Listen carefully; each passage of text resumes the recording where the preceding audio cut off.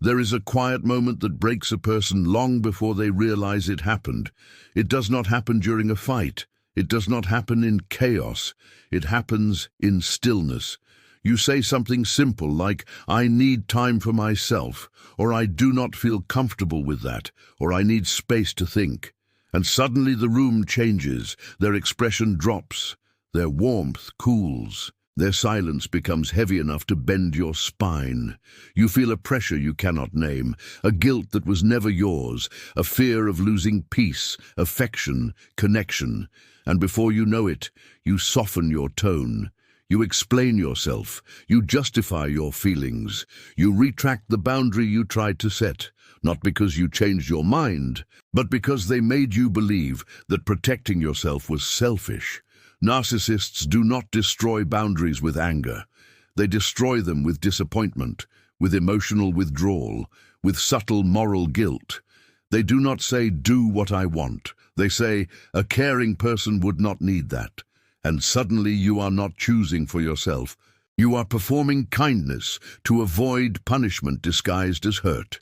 In this video, you will learn exactly how narcissists turn boundaries into proof of selfishness, how they twist your desire for emotional safety into guilt, and the shift inside you that makes their influence collapse. By the end of this, you will not only understand your right to boundaries, you will feel it in your bones. Because boundaries are not walls. They are self-respect in its purest form. What is happening to you is not miscommunication. It is a psychological tactic called boundary inversion. Healthy people understand boundaries as respect, as emotional clarity, as the space where love breathes instead of suffocates. Narcissists see boundaries as threat, not because your boundary harms them, but because it limits their access to your energy, your compliance, your emotional labor. So instead of saying, "I do not like boundaries," they say, "Why would you need that with me?" Or, "If you loved me, you would not need space." Or, "Only selfish people think that way." They shape the conversation so that your boundary becomes a flaw, a sign of disloyalty, a weakness disguised as independence. Soon, you do not feel like you are protecting your emotional health. You feel like you are hurting someone who claims to care about you. And empathy is a powerful lever. They do not break your boundary with force. They make you feel guilty for having it at all. This is not love trying to stay close. This is control trying to stay fed. Real love respects walls you build for safety. Manipulation punishes you for building them. Imagine a quiet evening. You are tired. Your mind feels heavy. You want a moment alone to breathe, to reset, to exist in silence. You say it gently, "I think I need some space tonight." You expect understanding. You expect care. You expect a simple, "Of course, take your time." Instead, you see it happen, a slow shift in their face. Their eyes dim, their posture tightens. A subtle pause before they speak. No anger, no shouting, just a soft, wounded tone. "Oh, I did not realize I was too much for you." Your heart drops. You rush to fix it. You explain you were just tired. You reassure them that you love them. You apologize for needing a moment to yourself. You abandon your own need to soothe the reaction they designed. Later, lying in bed, you feel the ache. You wonder why something so small felt so wrong. You wonder why you feel guilty for protecting your peace. You wonder why being a person with needs feels like betrayal. That is how it works. They never say, "You cannot have space." They make you feel like the kind of person who asks for space is cold, uncaring, selfish, wrong. So you stop asking, you stop needing out loud, you shrink yourself for the sake of harmony. And slowly, the space you needed becomes the space you lost inside yourself. There is a name for what they do: emotional conditioning. Think of it like training a reflex, not with force. With emotional consequences. You express a need. They respond with hurt. You set a boundary. They respond with disappointment. You ask for time alone. They respond with guilt. Not once, not loudly, not violently, but quietly, consistently, predictably. And your nervous system learns, just like a child learns not to touch a hot stove, just like a dog learns to sit for a treat. Except in this case, the punishment is emotional pain and the reward is temporary peace. Before long, your brain is not choosing peace. It is avoiding punishment. You start scanning their mood before speaking. You rehearse your words in your head. You choose silence over honesty because silence feels safer. Their comfort becomes your responsibility. Your needs become a threat. Your identity becomes negotiable. And they do not have to say, "Do not set boundaries." They simply make boundaries hurt until you stop trying to have them. Your mind bends not because you are weak, but because you were trained. Trained to associate self-respect with conflict, rejection, tension, loss. And survival always chooses safety over self. There is a second tactic they use. It is not loud. It is not obvious. It is not even logical. It is emotional inversion.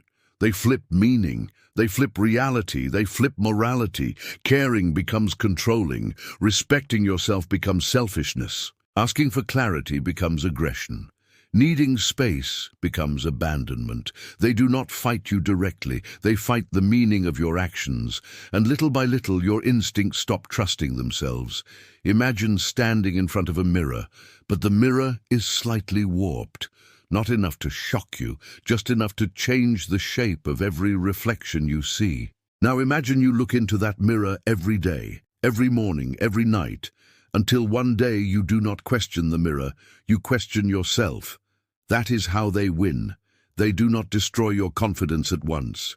They distort it, quietly, slowly, without force. They become the mirror, and you forget what your face looked like before their hands reshaped it. This is not love. This is psychological erosion, a slow dissolving of your inner truth until theirs becomes the only one you recognize. Let me tell you something gently, and I want you to feel it instead of just hearing it. You were not dramatic. You were not needy. You were not selfish for wanting peace, clarity, honesty, and respect. You were responding to emotional danger that someone else created. And if you ever felt confused, if you ever found yourself apologizing just to keep things calm, if you ever questioned your sanity more than their behavior, it means your heart was working, your empathy was alive, your capacity to care was real. They did not manipulate you because you were weak. They manipulated you because you had something powerful, a conscience, a soul that felt, a mind that wanted to understand rather than attack. Your confusion was not failure. It was evidence of the battle inside you between who you are and who they needed you to believe you were. And the moment you noticed the pattern, even just once, was the moment their control began to crack. Awareness is not loud. It does not scream. It whispers. And right now, that whisper in your mind is not doubt. It is yourself returning, your clarity waking up, your identity remembering its shape. You are not breaking, you are waking. You do not escape manipulation by fighting louder. You escape by seeing clearer. And here is the truth most people never realize. You do not need to confront them to reclaim yourself. You do not need dramatic conversations, revenge speeches, or proof they were wrong. Real freedom begins quietly. It starts with one decision. I will not abandon myself again. Then it becomes action in small steps, soft steps, private steps. You respond slower. You stop explaining your feelings to someone who uses them against you. You stop justifying your boundaries and simply hold them. You stop trying to fix the storm and instead protect your peace. You do not need permission to reclaim your mind. You do not need their validation to trust your inner voice again. And if they get louder when you get quieter, if they panic when you stop apologizing, if they suddenly call you selfish for having limits, that is not a sign you are wrong. It is proof you are leaving their control. This is not rebellion. It is recovery, slow, silent, powerful. This time, you walk back to yourself without asking who you are allowed to be. One day soon, it will hit you. You never needed their approval to breathe. You simply forgot the sound of your own voice because theirs was always louder. But now you see the pattern. You see how they dressed control as love. how they painted boundaries as betrayal, and how they fed their ego with pieces of your self-worth. Now, something ancient wakes in you, a steady, quiet strength, the kind that does not ask permission. Remember this: real love does not shrink you. It protects your wings, it does not cut them. Walk forward, soft steps, unshakable truth.